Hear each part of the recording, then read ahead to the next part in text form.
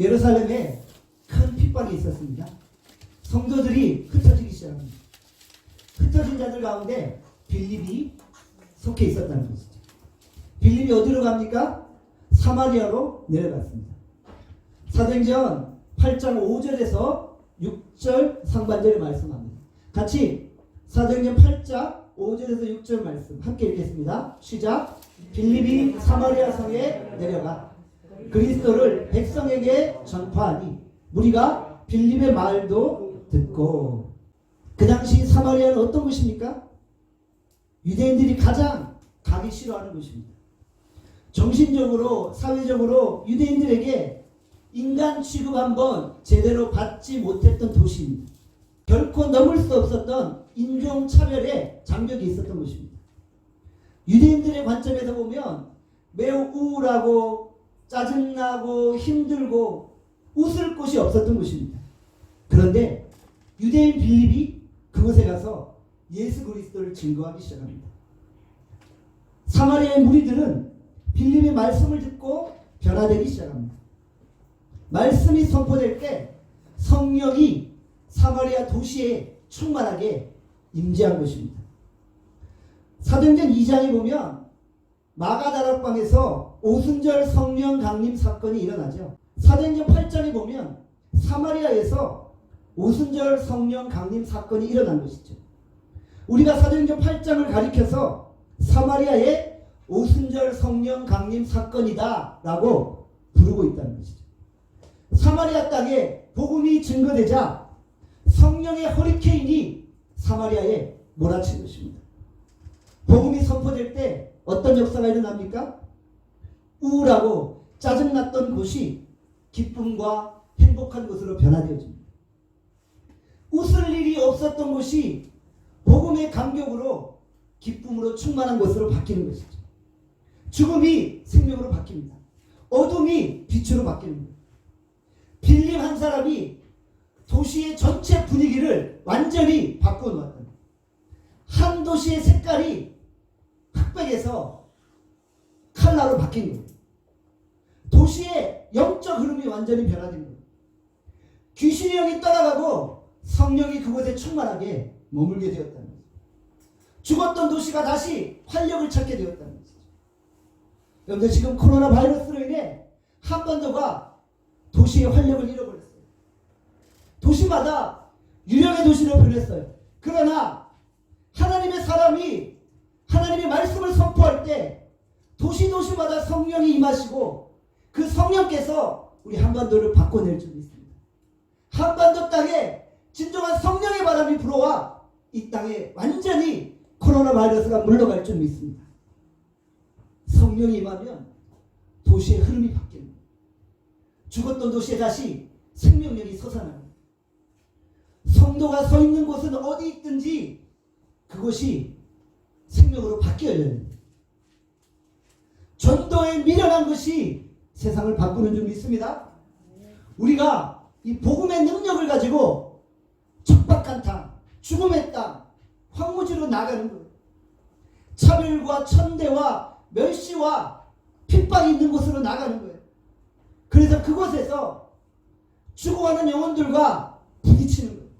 그리고 인종차별이 있는 곳에 존중과 평화와 인정의 사회를 만들어버리는 거예요. 세상의 어두운 곳에서 우리가 그것을 생명으로 바꿔내야 됩니다. 진짜 우리 나눔교회가 남들이 가기 싫어하는 험악한 곳으로 나갈 수 있기를 바랍니다. 정말 세상에서 가장 힘든 곳으로 나갈 수 있기를 바랍니다. 세상에서 가장 복음의 반대가 심한 곳으로 나갈 수 있기를 바랍니다.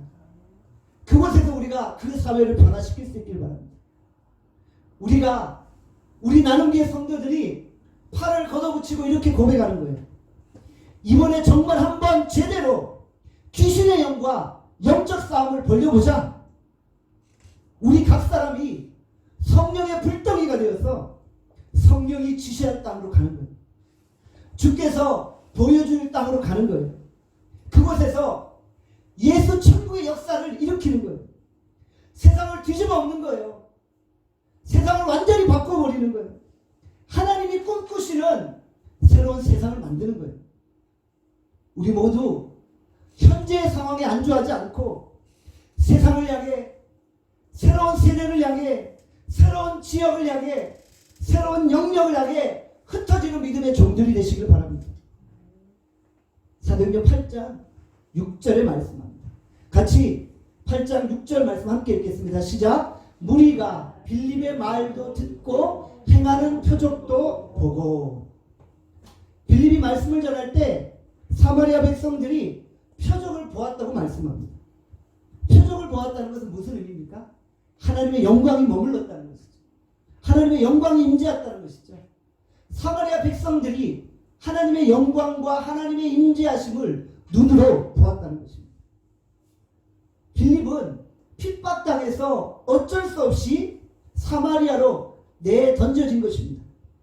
그러나 그는 그런 상황 속에서 불신자들에게 하나님의 영광과 하나님의 살아계심을 보여준 것입니다. 실존주의 철학자 하이데거가 인간을 이렇게 표현했습니다. 인간은 마치 우연히 이 세상에 던져진 존재와 같다. 어쩌다가 우리가 흘러가서 여기에 있다는 거예요. 여러분도 그런가요? 여러분이 흘러서 어쩌다가 나누게 온 건가요? 저는 그렇게 생각하지 않아요. 빌립 자신도 의도하지 않게 사마리아까지 흘러 들어갔어요. 그러나 그곳에서 하나님의 임재와 하나님의 영광을 보여주었다는 것이에요. 빌립은 사마리아에서 불신자들에게 하나님의 살아계심을 보여주었다는 것이죠. 실존주의 철학자들은 신의 존재와 신의 섭리 자체를 부인합니다. 그러나 우리 크리스천들은, 예수를 믿는 자들은 인간의 존재가 우연히 던져진 것 같지만 우연한 존재가 아니라 하나님의 섭리와 하나님의 뜻 가운데 있음을 고백하게 되어진다는 것이죠. 우리는 하나님의 섭리 아래 이곳에 서 있는 줄 믿습니다. 그리고 우리 주변의 많은 불신자들에게 하나님의 살아계심과 하나님의 하나님 되심을 보여줄 수 있기를 바랍니다. 오늘 본문에 보니까 표적을 보고 라고 기록을 하고 있죠. 저는 우리 나눔교회 성도들을 보면서 불신자들이 표적을 볼 수 있기를 바랍니다. 우리 나눔교회 성도들을 보면서 불신자들이 하나님의 살아계심과 하나님의 하나님 되심을 볼 수 있기를 바랍니다. 우리가 불신자들에게 삶으로 하나님의 영광을 보여주어야 하는 것이죠. 환경이 열악해서 보여줄 수 없다고요?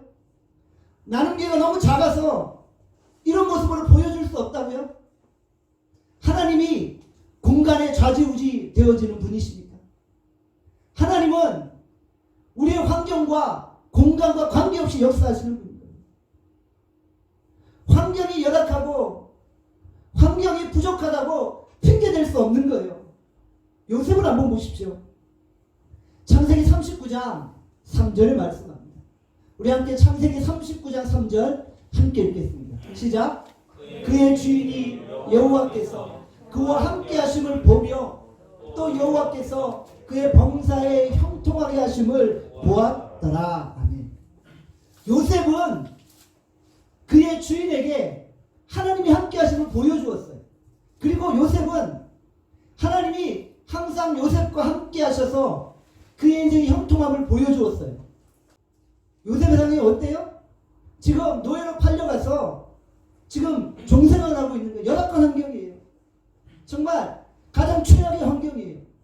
그런데 그 환경 속에서 하나님의 살아계심을 보여주고 있는 거예요. 여러분들, 우리가 환경 핑계댈 수 있나요? 아니요, 핑계댈 수 없어요. 환경이 열악할지라도 우리는 하나님의 살아계심을 보여줄 수 있다는 거죠. 세상이 나를 통해 하나님을 볼 수 있기를 바랍니다. 우리가 세상 속에서 하나님이 우리와 함께 하심을 보여주는 거예요. 우리가 이 세상 속에서 하나님이 나눔교회와 함께 하심을 보여주는 거예요. 성도에게 축복은 무엇입니까? 핍박이 없는 게 축복이 아닙니다. 핍박 속에서 어떤 환경에 놓여 있든지 그곳에 하나님의 영광을 머물게 하는 거예요. 그곳에서 하나님이 함께 하심을 모든 사람들에게 보여주는 거예요. 이게 축복입니다. 고난의 과정을 통과하고 있지만 그러나 여전히 하나님이 우리와 함께 하심을 모든 사람을 알게 하는 거예요. 이게 축복인 거예요. 진정한 복은 하나님을 소유하는 것, 하나님을 내 마음에 모시는 것, 하나님과 함께 하는 것입니다. 고난이 올 때 피하는 것이 복이 아닙니다. 고난 중에 우리 하나님을 내 안에 모시는 것입니다. 코로나 바이러스의 위험 속에서도 하나님이 우리 안에 머물고 계심을 이 세상이 알 수 있게 하는 거예요. 여러분들이 이 세상 속에 하나님을 보여줄 수 있기를 간절히 소원합니다. 오늘 6절에 사도행전 8장 6절에 이렇게 말씀하죠. 함께 읽겠습니다. 시작. 한 마음으로 그가 하는 말을 따르더라. 빌립이 가는 곳마다 하나님을 보여주었죠. 그랬더니 사마리아 백성들이 빌립과 한 마음이 되었어요. 빌립의 설교를 듣고 그의 말을 따르기 시작했어요. 빌립의 마음과 사마리아 백성들의 마음이 한 마음이 되었다는 것이죠. 말을 따르다라는 헬라 표현은 주의를 기울이다, 열중하다라는 의미를 가지고 있습니다. 빌립이 설교할 때 사람들이 열중했던 거예요. 빌립이 말씀을 전할 때 사마리아 백성들의 마음이 움직인 거예요. 마음이 움직이니까 그의 말에 집중하기 시작했다는 것이죠. 이상적인 목회자는 어떤 사람입니까? 사람의 마음을 움직이는 사람입니다. 청중들의 마음을 한 마음으로 모으는 거예요. 그리고 그 청중들에게 하나님의 마음을 보여주는 거예요.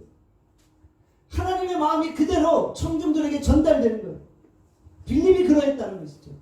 빌립은 하나님의 마음을 사마리아 백성들에게 전달해 준 거예요. 그랬더니 빌립과 사마리아 백성들이 한 마음이 되었던 것입니다. 하나님이 얼마나 이 백성을 사랑하시는지를 보여주는 거예요. 그리고 그의 말씀을 따르게 하는 거예요. 하나님의 따뜻한 사랑이 전달되는 거예요. 우리가 하나님의 마음을 보여주는 거예요. 우리에게 이 백성을 사랑하는 마음이 있습니까? 하나님이 차별과 죽음의 도시 사마리아를 사랑하신 것처럼 하나님은 우리 대한민국도 사랑하십니다. 그런데 우리가 하나님이 얼마나 이 대한민국을 사랑하시는지 그 마음을 이 정부에게 보여주고 믿지 않는 자들에게 보여줘야 합니다. 이럴 때 우리 믿는 자들이 불신자들에게 하나님의 그 사랑의 마음, 하나님의 그 이 백성을 긍휼히 여기는 마음을 보여주어야 합니다. 여러분들 사실 우리 믿는 자들이 얼마나 대한민국을 위해 기도합니까? 우리 믿는 자들만큼 대한민국을 위해 기도하는 사람들이 있나요? 우리는 새벽마다 기도하잖아요. 정말 저녁마다 기도하잖아요. 무시로 성령 안에 기도하잖아요. 정말 우리의 이 마음을 보여주고 싶은 그런 간절함이 있지 않습니까? 좀 가슴을 열어서 우리 하나님의 마음을 보여주고 싶지 않으세요? 그래서 불신자들에게 정말 가슴을 열어 이것이 하나님의 마음이다라고 보여주고 싶지 않으세요? 그런데 오늘 우리가 하나님의 능력과 영광을 이 백성들로 보게 하고 알게 하고 또 하나님의 마음을 이들이 느끼게 할 수 있기를 간절히 소원합니다. 사도행전 8장 7절의 말씀입니다.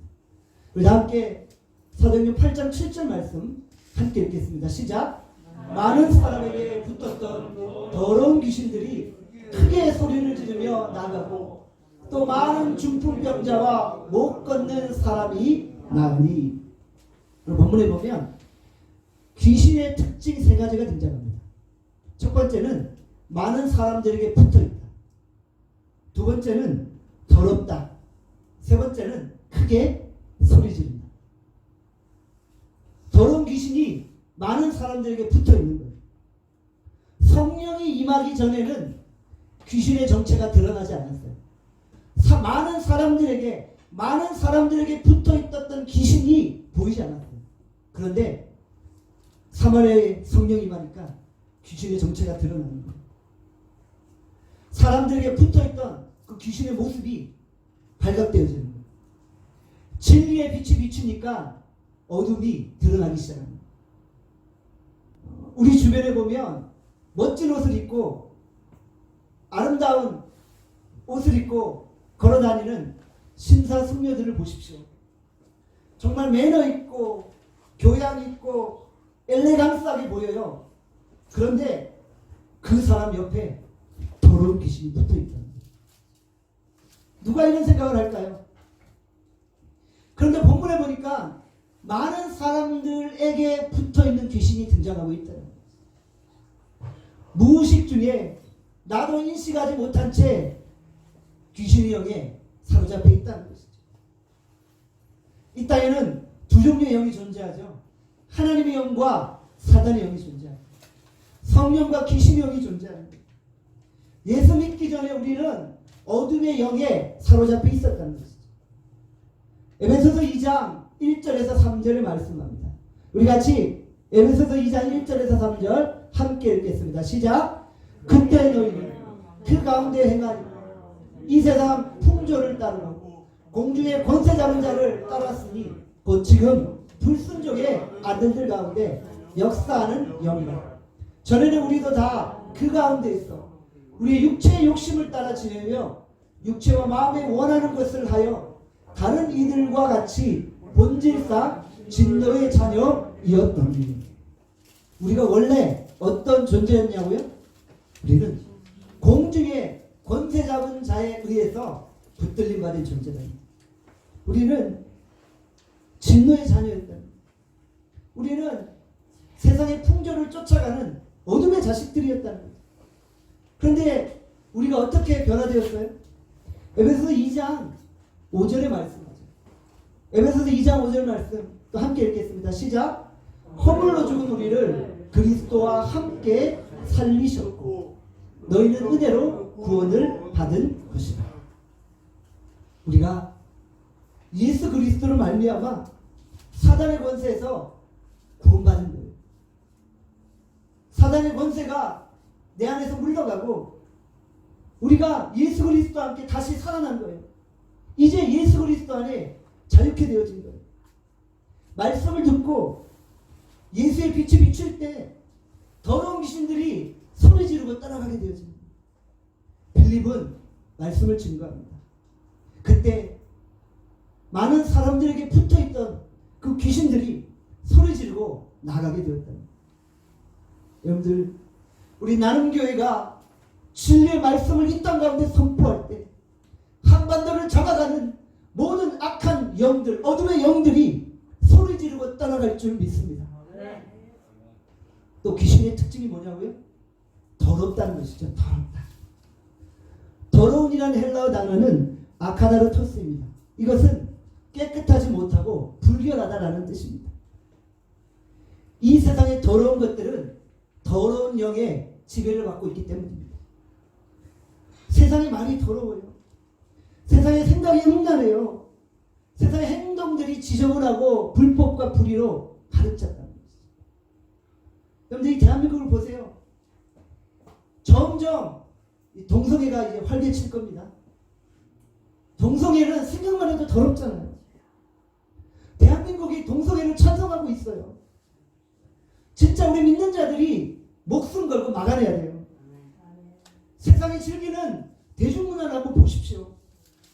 보기만 해도 너무나 자극적이고 노출적이고 선정적이고 음란하고 더럽다는 거예요. 마지막 시대의 사탄은 대중문화를 선택합니다. 대중문화 안에는 술 취함과 방탕함과 불륜과 간음과 폭력과 도박과 시기와 질투와 불법과 범죄가 가득 차 있는 거예요. 귀신이 대중문화를 더럽게 오염시킨 거예요. 더러운 귀신의 영이 흘러들어가 대중문화가 오염된 거예요. 아무리 돈이 많고 아무리 좋은 옷을 입고 아무리 우아해 보인다 할지라도 그것은 더러운 영의 지배를 받고 있다는 거예요. 또 귀신은 어떤 특징이 있다고요? 크게 소리 지르고 있는 거예요. 여러분들 지금 이 코로나 바이러스 사태가 전 국민을 공포에 떨고 있는데도요. 홍대 클럽을 가보면 여전히 젊은이들이 괴성을 지르며 춤추고 있어요. 저는 클럽이라는 데를 사실 제대로 한번 가보지 못했어요. 그냥 가끔 영화나 드라마에서 보는 게 전부예요. 그런데 드라마나 영화에서 보면 무슨 장면이 등장해요? 사람들이 몸을 흔들면서 괴성을 지르요. 야, 정말 미친 사람들 같아요. 귀신 소리 같아요. 다 정신이 나갔어요. 이런 모습은 하나님의 백성의 모습이 아니에요. 이것은 악한 영에 사로잡힌 모습인 거예요. 여러분들, 우리가 이 사회를 분별해야만 합니다.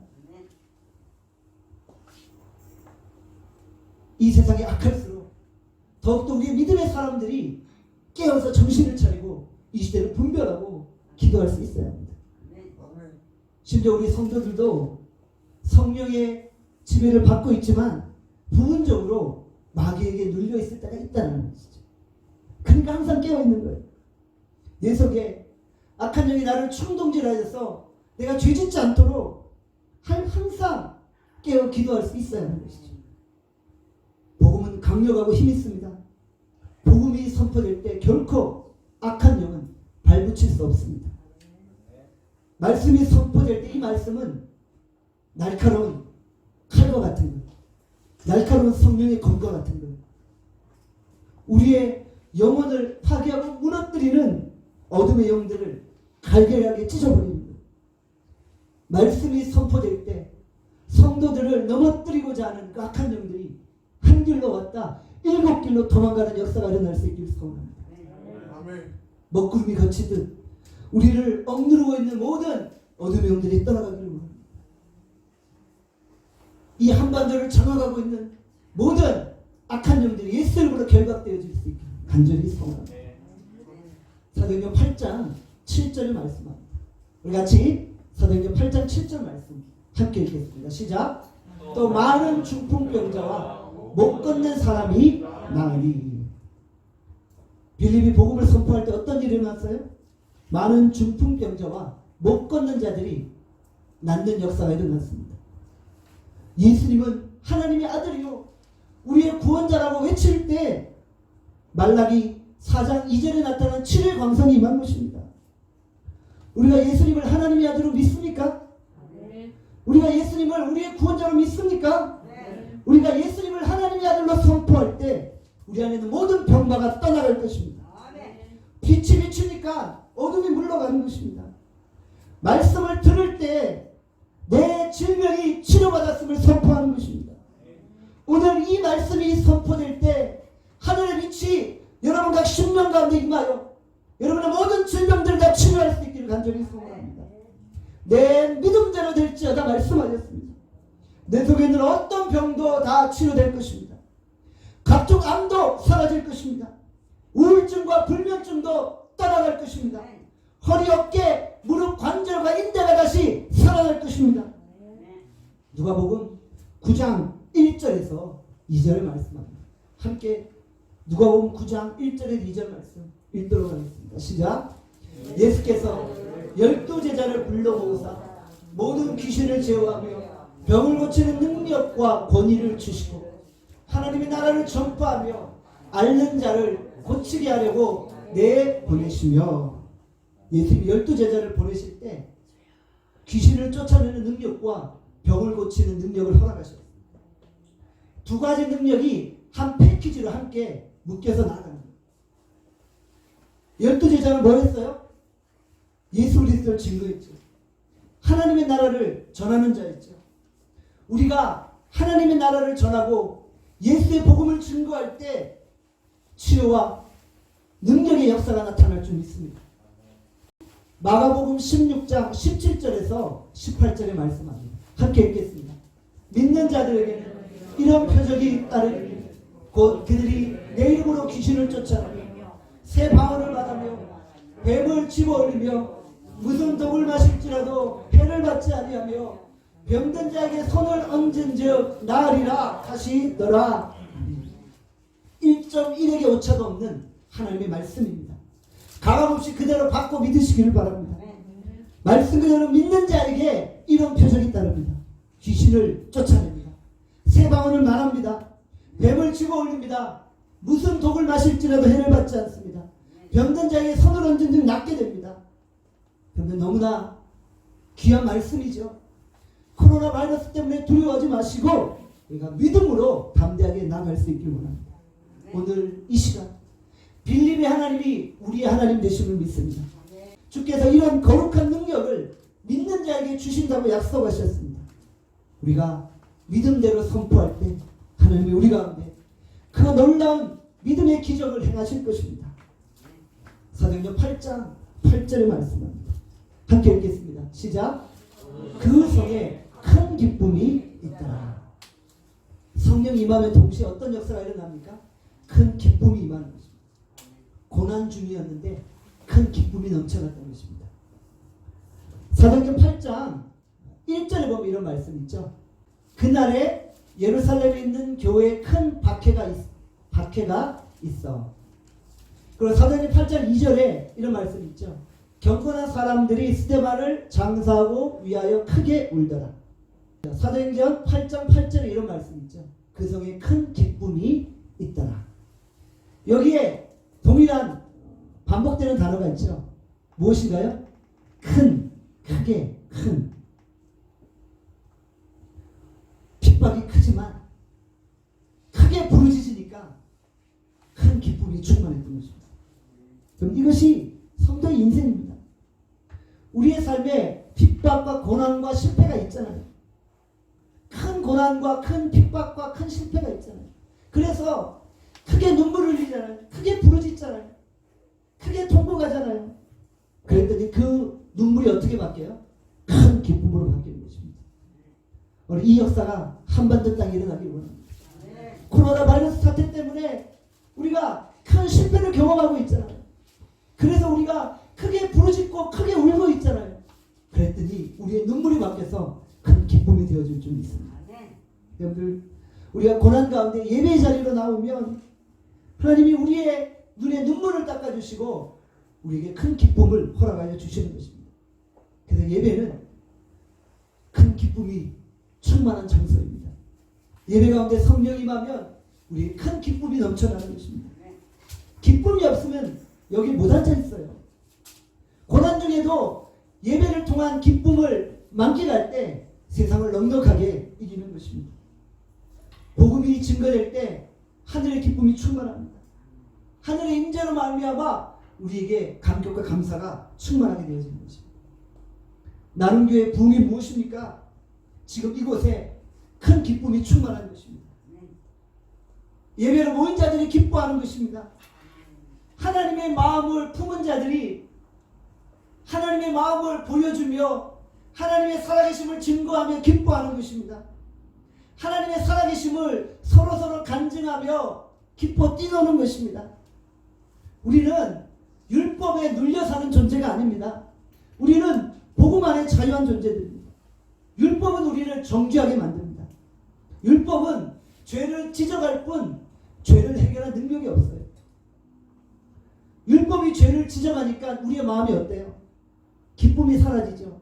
정죄를 받으니까 기쁨이 사라지는 거예요. 나의 죄와 허물을 지적하니까 기쁨이 충만할 수 없어요. 그런데 복음은 어떠합니까? 복음은 은혜입니다. 죄와 허물이 많아도 그리스도의 사랑으로 다 덮어주는 것입니다. 다시 기억하지 않는 것입니다. 죄를 지적하는 것이 아니라 지적하기 전에 이미 다 용서받은 줄 믿습니다. 용서받았으니 우리의 마음에 기쁨이 충만한 것입니다. 철로 역정에 보면 율법과 복음을 이렇게 비유하며 설명합니다. 먼지가 자욱한 방에 비지르는 하인과 물 뿌리는 소녀가 있었습니다. 하인은 율법을 상징하고 소녀는 복음을 상징하는 것입니다.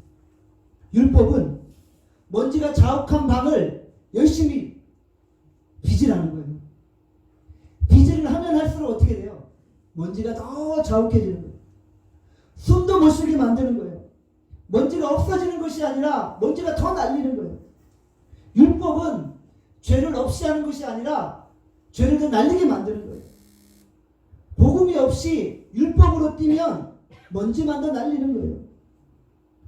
복음을 아는 자는 은혜의 감격 속에 거합니다.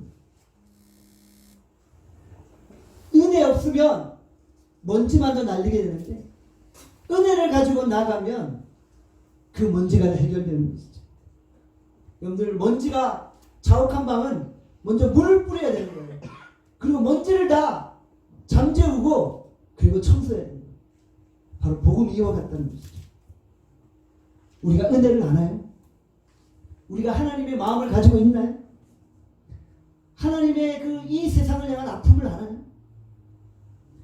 마음이 없이 외침과 말만 가지고는 안 되는 거예요. 마음이 없이 외침만 많고 말만 많은 거예요. 그래서 능력이 나타날 수 없는 거예요. 변화가 일어날 수 없는 거예요. 은혜를 모르는 자들이 떠들고 다니면 더 먼지만 날 뿐이에요. 세상은 율법으로 변화되는 것이 아니라 은혜로 변화되는 것입니다. 우리가 진정 하나님의 사랑과 하나님의 은혜를 깨닫고 은혜 아니면 살아갈 수 없다라고 고백할 수 있기를 원합니다. 그리고 그 은혜로 말미암아 큰 기쁨이 충만할 수 있기를 원합니다.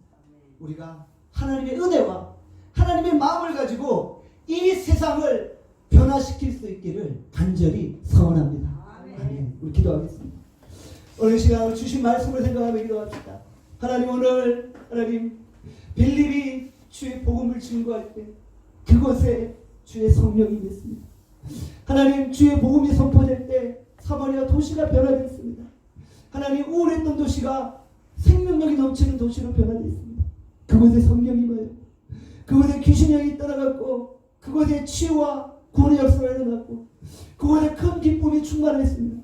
하나님, 우리 나눔교회 하나님이 축복하셔서 이곳에서 기록된 진리의 주의 말씀이 선포되게 하시고 이 말씀을 통해 하나님 이 사회가 변화되게 하여 주시옵소서.